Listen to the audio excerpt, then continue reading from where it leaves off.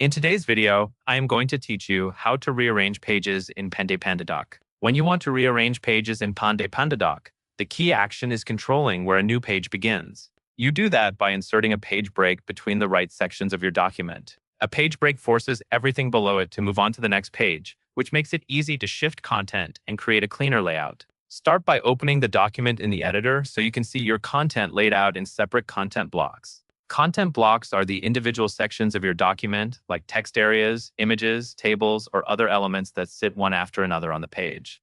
Now, move your cursor slowly into the space between any two content blocks. You are looking for a small plus sign to appear right in that gap. If you do not see it at first, adjust your cursor slightly up or down between the blocks. The plus sign only shows when you are in the correct position, so take your time and make sure you are hovering in the space between the two blocks, not on top of a block itself. Once the plus sign appears, click it.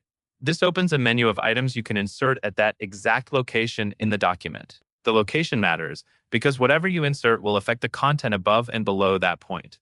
From the menu, select Page Break. As soon as you choose Page Break, Pande Pandadoc will split the content at that point, pushing everything that comes after the break onto the next page.